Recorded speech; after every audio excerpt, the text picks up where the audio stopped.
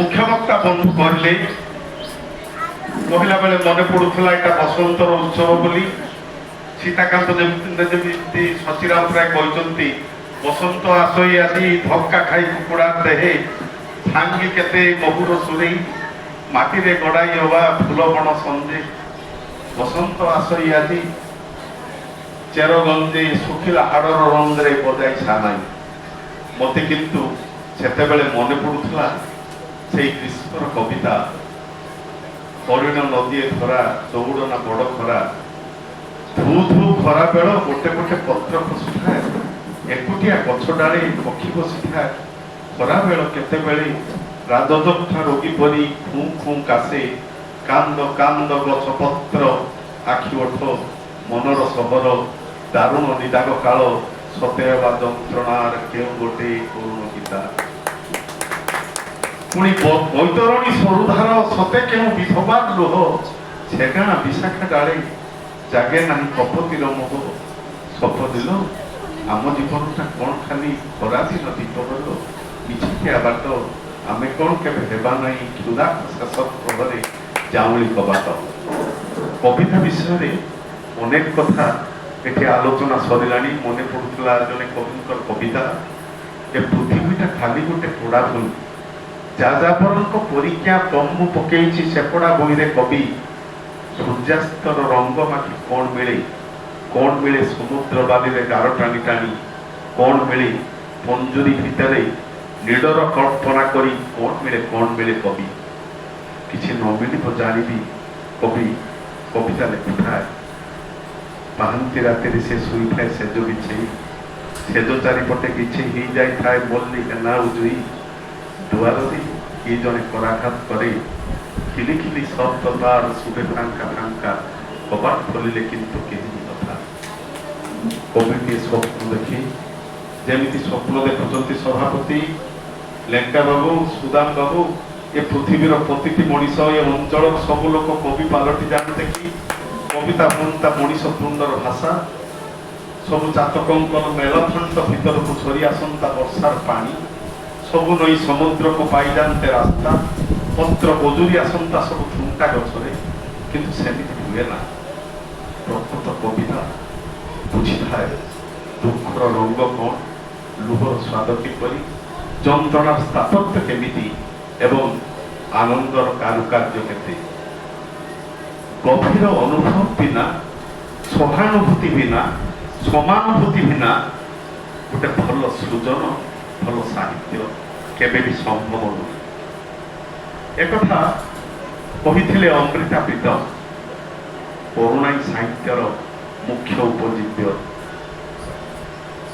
जेतेबेले अमृता प्रीतम जन्म होची पंजाब जेतेबेले से अनेक ख्याति पाइले जातीय अंतर्जातीय पुरस्कार पाइले सांबादिक बंधु मैंने पचारे पंजाब में विश्वास करा जाए जे झील मैंने जदि वर्षा दिने जन्म होती सेटा अशुभ कारण वर्षा दिने ईश्वर निदरे शोई था से जो झील जन्म हुए से अशुभ अमृता प्रीतम सांबादिक मैंने पचारे किंतु आपणकर तो जन्म वर्षा दिन में आपण एते ख्यातिर चरम सोपान पहुँचले केमिति अमृता प्रीतम बसिले कहले मु सारा जीवन आमर ये पंजाब में जेहेतु विश्वास करा ईश्वर निदरे शुई था जन्म हवा झील मान अशुभ किंतु मो लेखनी माध्यम मु सारा जीवन चेष्टा करिछि निदरे शोइथिबा से ईश्वर को निदर उठेबा सेइथिपाई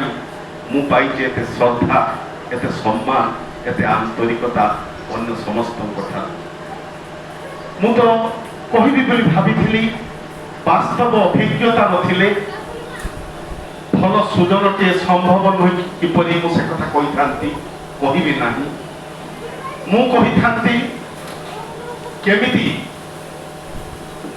कालंदी चरण पाणिग्राही पाइले माटीर मनीष उपन्यास लेखिबा पाई खोरा वास्तव अनुभूति मु कहि थांती सुरेंद्र महांती किपरि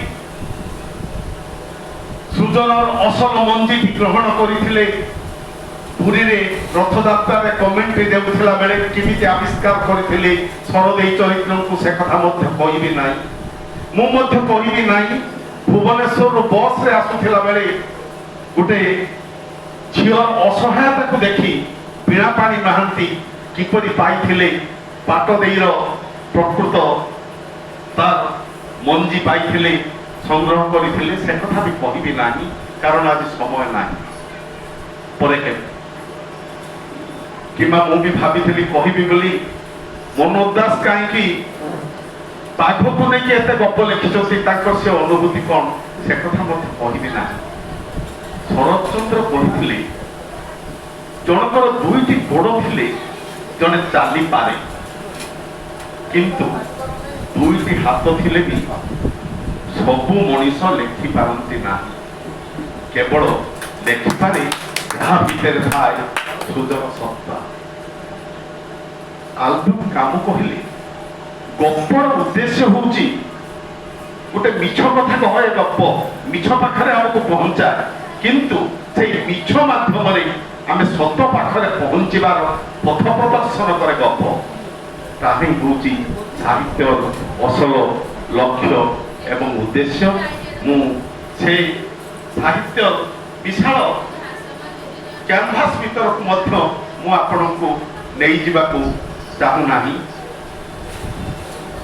ଅଷ୍ଟ୍ରେଲିଆର ଗୋଟିଏ ଲୋକଗଳ୍ପ ଅଛି ସେ ଲୋକଗଳ୍ପଟି ଏମିତି ପୃଥିବୀ ଏବଂ ଆକାଶ ଏ ଦିଟା ଖୁବ ପାଖାପାଖି ଥିଲେ ଏତେ ପାଖାପାଖି ଥିଲେ ମଣିଷ ଗୁରୁଣ୍ଡି ଗୁରୁଣ୍ଡିକି ଚାଲୁଥିଲା ମଣିଷ ସିଧା ଠିଆ ହେଇପାରୁନଥିଲା ଦିଶୁନଥିଲା ଚନ୍ଦ୍ର ଦିଶୁନଥିଲା ତାରା ସବୁ କିଛି ଥିଲା ଅନ୍ଧାରରେ କୁହେଳିକାଚ୍ଛନ୍ନ ଚଢ଼େଇ ମାନେ ବି ଅସୁବିଧାରେ ପଡୁଥିଲେ ମଣିଷ ମାନେ ବି ଅସୁବିଧାରେ ପଡୁଥିଲେ। ଚଢ଼େଇ ମାନେ ମଣିଷକୁ ଆସିକି କହିଲେ ଚାଲ ଆମେ ସମସ୍ତେ ଚେଷ୍ଟା କରିବା ମିଳିତ ଭାବରେ ଆକାଶକୁ ଉପରକୁ ଉଠେଇବା। ମଣିଷ କିନ୍ତୁ ଯେମିତି ଅଛି ଯେଉଁଠି ଅଛି ସେଇଥିରେ ସନ୍ତୁଷ୍ଟ ଥିଲା ସେ କହିଲା ନା କୌଣସି ମତେ ଆମେ ଚଳି ଯାଉଛନ୍ତି ବ୍ୟସ୍ତ ହବା କାହିଁକି। ଚଢ଼େଇ ମାନଙ୍କର ପକ୍ଷୀ ମାନଙ୍କର ମନ ବୁଝିଲା ନାହିଁ ଚଢ଼େଇ ମାନେ କଥାବାର୍ତ୍ତା ହେଲେ ସବୁ ଚଢ଼େଇ ଖଣ୍ଡିଏ ଖଣ୍ଡିଏ କାଠି ଧରିଲେ କୁଟା ଧରିଲେ ଯାଇକି ଆକାଶକୁ ଫେଲିବାକୁ ଉଦ୍ୟମ କଲେ। ଆକାଶ ଯେମିତି ସେଇ ମୁହୂର୍ତ୍ତଟିର ଅପେକ୍ଷାରେ ଥିଲା ଚାହୁଁ ଚାହୁଁ ଆକାଶ ଉପରକୁ ଉଠିଗଲା। ଚଢ଼େଇ ମାନେ ଗୀତ ଗାଇବା ଆରମ୍ଭ କଲେ ଜହ୍ନ ଦିଶିଲା ତାରା ଦିଶିଲା ସୂର୍ଯ୍ୟ ଉଦୟ ହେଲେ ଅନ୍ଧକାର ଦୂରେଇ ଗଲା ଚଢ଼େଇ ମାନେ ଉଡ଼ିବା ଆରମ୍ଭ କଲେ। ମଣିଷ ଡାକିଲା ଚଢ଼େଇକୁ ତମେ କୁଆଡେ ଉଡ଼ି ଯାଉଛ ଆସ ଆମେ ସାଙ୍ଗ ହେଇକି ରହିବା। ଚଢ଼େଇ ମାନେ କହିଲେ ଆମେ ଆକାଶରେ ଉଡ଼ିବୁ ଆଉ ସାଙ୍ଗରେ ରହିବୁ ନାହିଁ ତମ ମାନଙ୍କ ସାଙ୍ଗରେ କାରଣ ତମେ ମାନେ ମଣିଷ ତମେ ସ୍ଥିତାବସ୍ଥାକୁ ନେଇ ଯାହା ଅଛ ଯେମିତି ଅଛ ସେଇଥିରେ ସନ୍ତୁଷ୍ଟ ଅଛ କିନ୍ତୁ ଆମେ ଆକାଶ ନୀଳିମାକୁ ଛୁଇଁବାକୁ ଚାହୁଁ। ପ୍ରକୃତରେ ପ୍ରତିଟି ଲେଖକ ମଣିଷ ମାନଙ୍କ ଭିତରେ ଜଣେ ଜଣେ ପକ୍ଷୀର ଆତ୍ମା ନେଇ ଆକାଶ ନୀଳିମାକୁ ଛୁଇଁବାକୁ ଚେଷ୍ଟା କରୁଥାଏ। ମୁଁ ଏ ଗପଟି କହିବାର ଉଦ୍ଦେଶ୍ୟ ହଉଛି ଯେମିତି ଫିନିକ୍ସ ବୋଲି ଗୋଟେ ପକ୍ଷୀ ଅଛି ସେ ଆକାଶରେ ଉଡ଼େ କେବେ ମାଟିକୁ ଆସେ ନା। ଫିନିକ୍ସ ପକ୍ଷୀ ଆକାଶରେ ଉଡୁ ଉଡୁ ଯେତେବେଳେ ଗର୍ଭବତୀ ହୁଏ ସେ ଅଣ୍ଡା ଦିଏ। ଆକାଶରୁ ଅଣ୍ଡା ଦେଲା ବେଳେ ତାହା ଯେତେବେଳେ ବାୟୁମଣ୍ଡଳ ଭିତରେ ଆସେ ପୃଥିବୀକି ସ୍ପର୍ଶ କରିବା ପୂର୍ବରୁ ବାୟୁମଣ୍ଡଳର ଉଷ୍ଣତାରୁ ସେଇ ଅଣ୍ଡା ଫାଟିଯାଏ ଅଣ୍ଡା ଭିତରୁ ବାହାରେ ତାର ଶାବକ ସିଏ ପୁଣି ଉଡ଼ିବା ଆରମ୍ଭ କରେ ଆକାଶ ନୀଳିମାକୁ ଛୁଇଁବାକୁ ଚେଷ୍ଟା କରେ। ତେଣୁ ପ୍ରତିଟି ସୃଜନ ଶିଳ୍ପୀ ହେଉଛନ୍ତି ଜଣେ ଜଣେ ଫିନିକ୍ସ ପକ୍ଷୀ ଭଳି ସେମାନଙ୍କର ଉଦ୍ଦେଶ୍ୟ ଜୀବନ ରହସ୍ୟମୟତାକୁ ଉନ୍ମୋଚନ କରିବା। ଯେମିତି ଗାଳ୍ପିକ ଜଗଦୀଶ ମହାନ୍ତି କହିଲେ ଆମ ଜୀବନ ହେଉଛି ଇତିହାସ ବହିର କନିଷ୍କ ଛବି ଭଳି ଖଣ୍ଡିଆ। ଇତିହାସ ବହିରେ ଥିବା କନିଷ୍କ ଛବି ଉପରେ ଆଉ ସବୁ ଛବିର ମୁଣ୍ଡ ଅଛି କନିଷ୍କର ମୁଣ୍ଡ ନାହିଁ। ଇତିହାସ ବହିର କନିଷ୍କ ଛବି ଉପରେ ଯଦି ମୁଣ୍ଡଟିଏ ଯୋଡ଼ି ଦିଆଯିବ ତାକୁ କେହି ଆଉ କନିଷ୍କ କହିବ କି? ବୋଧହୁଏ ନା। ଠିକ୍ ସେମିତି ଜୀବନ ପ୍ରତିଟି ଜୀବନ ସବୁବେଳେ ଅସମ୍ପୂର୍ଣ୍ଣ ଅସଫଳ କେବେ ବି ପରିପୂର୍ଣ୍ଣ ନୁହେଁ। ସେଇଥିପାଇଁ ଜୀବନ ରହସ୍ୟକୁ ଆମେ ଚେଷ୍ଟା କରୁ ଗପରେ କବିତାରେ ନାଟକରେ ସାହିତ୍ୟ ବିଭିନ୍ନ ବିଭାଗରେ ଖୋଜିବା ପାଇଁ କଳା ଭିତରେ ଖୋଜିବା ପାଇଁ। ସାହିତ୍ୟର ଯେକୌଣସି ବିଭାଗ ବିଷୟରେ ଅପର୍ଯ୍ୟାପ୍ତ କଥା କୁହାଯାଇପାରିବ ମୁଁ କହିବି ନାହିଁ। ଯେମିତି ଶରତଚନ୍ଦ୍ରଙ୍କୁ ଥରେ ଥାଏ କହିଥିଲେ, ଜଣେ ଗପଟିଏ ପଢୁ ପଢୁ ଜଣେ ଯଦି ଟ୍ରେନ୍ ଫେଲ୍ ନହେଲା ତେବେ ସେ କି ଲୋକ? একথা শোনা যায়। ଥରେ একথা কইଥିଲେ বিমল মিত্র, গপটা পড়ু পড়ু জনে যদি ট্রেন ফেল নহেলা তাহলে সে কি গপ? একথা ବି শোনা যায়। গোটে পুଅ ଆଉ ଝିଅ ଠିକ କରିଛନ୍ତି ରାତି ଅଧ ଟ୍ରେନରେ ଟ୍ରେନ ଧରିକି ପଳେଇ ଯିବେ। ଝିଅଟିକୁ ନିଦ ଲାଗୁଛି, ତାକୁ ନିଦ ନ ଲାଗିବା ପାଇଁ ସେ କଣ କଲା, ତା ବୁକ୍ ସେଲ୍ଫରୁ ବହିଟିଏ ଟାଣି ଆଣିଲା। ସେ ବହିଟିର ନାଁ ଥିଲା ଚରିତ୍ରହୀନ। তার লেখক ଥିଲେ শরৎচন্দ্র। সেই উপন্যাসটি পড়ু পড়ু উপন্যাস ভিতরে সে এতে হজিগলা, নিমজ্জিত হয়েগলা, সময় কথা ভুলিগলা, প্রেমিক কথা ভুলিগলা, রাতি বাড়িগলা, তথাপি উপন্যাস সরু নাই। তাঙ্কর সম্পর্ক কটিগলা, জীবনের গতিপথ বদলিগলা। গোটে গোটে ঐতিহাসিক সাহিত্য কৃতি জন জনকর জীবনের মোড়কু বি বদলাই দেই পারে। মোপাসাকু থরে পচারলি ତାଙ୍କର ପ୍ରିୟ ପାଠକ ମାନେ, ଆପଣଙ୍କ ଗପର ବାଜେ ଧରଣର ସ୍ତ୍ରୀ ଲୋକମାନଙ୍କୁ ନେଇକି ଆପଣ ଗପ କାହିଁକି ଲେଖୁଛନ୍ତି? ଆପଣ କଣ ଭଲ ଚରିତ୍ର ମିଳୁନାହାନ୍ତି? ମୋପାସା ବସିଲେ, କହିଲେ ବାଜେ ଧରଣର ସ୍ତ୍ରୀ ଲୋକମାନଙ୍କୁ ନେଇକି ହିଁ ଭଲ ଗପ ଲେଖି ହୁଏ। କିନ୍ତୁ ଆମେ କହିପାରିବା କି ସେଇଟା ଗୋଟେ ଗପର ସର୍ବଶେଷ ସଂଜ୍ଞା? ସମରସେଟ ମମ୍ ଗୋଟେ ସଭାରେ ଭାଷଣ ଦଉଛନ୍ତି, ପ୍ରାୟ ଘଣ୍ଟାଏ କାଳ ତାଙ୍କୁ କହିବାକୁ ଦିଆହେଇଥିଲା। କହିଲେ ସେଥିରେ ସେ କହିଲେ ଗୋଟେ ଭଲ ଗପ ଲେଖିବା ପାଇଁ 3ଟି ବିଭବ ରହିବା ନିହାତି ଦରକାର। କଣ? ଈଶ୍ୱର ଚେତନା ସେଥିରେ ଥିବ, ଡିଭାଇନ କନସେପ୍ଟ। ଆଉ କଣ ଥିବ? ରହସ୍ୟମୟତା ଥିବ, ସସ୍ପେନ୍ସ ଥିବ। ଆଉ କଣ ଥିବ? ଯୌନ ଚେତନା ଥିବ, sex, divine concept and suspense. এই 3টা ଜିନିଷ ରହିଲେ ଗୋଟେ ଗପକୁ ଭଲ ଗପ କୁହାଯିବ। ସେ ଭାଷଣ ଦେଇ ସାରିଲା ପରେ ସଭାସ୍ଥଳ ପ୍ରକମ୍ପିତ ହଉଛି ତାଳି ମାଡ଼ରେ। ହଠାତ୍ ଗୋଟେ 12-13 ବର୍ଷର ଝିଅ ଆସିଲା, କହିଲା ମତେ ଆପଣଙ୍କ ଭାଷଣର ପ୍ରତ୍ୟୁତ୍ତର ଦେବା ପାଇଁ ଅଧମିନିଟିଏ ସମୟ ଦେବେ? ସମରସେଟ କଣ ବସିଲେ, କହିଲେ କେତେ ବୁଢ କଥା କହିଲି, କୁନି ପିଲାଟି କଣ ମୋ ଭାଷଣର ଉତ୍ତର ଦବ? ତଥାପି କହିଲା ହଉ ଦିଅ। ସେ ଆସିଲା, କିନ୍ତୁ ଅଧମିନିଟିଏ ବି ସମୟ ନେଲାନି। 20 ସେକେଣ୍ଡ ଭିତରେ ଯାହା କହିଲା, ତାପରେ ସମରସେଟ ବୋ ବୋଇକି କାନ୍ଦି ପକେଇଲେ। ସେ ଝିଅଟି ଆସିଲା ଏବଂ କହିଲା, ହେ ଈଶ୍ୱର, ମୁଁ ଗର୍ଭବତୀ ହେଲି, ହେଲେ ପିଲାର ବାପା କିଏ ମୁଁ ଜାଣିନି। ହେ ଈଶ୍ୱର, ଡିଭାଇନ କନସେପ୍ଟ ରହିଲା। ମୁଁ ଗର୍ଭବତୀ ହେଲି, ତାଠାରୁ ବଳି ବଡ ଯୌନ ଚେତନା ଆଉ କିଛି ଅଛି କି? ହେଲେ ପିଲାର ବାପା କିଏ ମୁଁ ଜାଣିନି। ଏହାଠାରୁ କଣ ଆଉ କିଛି ବଡ ରହସ୍ୟମୟ ଥାଇପାରେ? ସମରସେଟ କାନ୍ଦି କହିଲେ। ତେଣୁ କଣ ସାହିତ୍ୟ କଥା କଣ କୁହାଯିବ? ସୀତାକାନ୍ତ କହିଲେ ଶବ୍ଦଟିଏ ଗଢା ହବ ଏଥିପାଇଁ ଆକାଶ ହଜାରେ ରଙ୍ଗ ବଦଳା, ପବନ କେତେ ବାଗରେ ଗୀତ ଗାଏ, ସମୁଦ୍ର ହସେ କାନ୍ଦେ, ଭୁଙ୍ଗା ବାଲିରେ ପିଟି ହୁଏ, ଏଥିପାଇଁ 100 ଜନ୍ମ 100 ମୃତ୍ୟୁ ଲୋଡ଼ା ହୁଏ।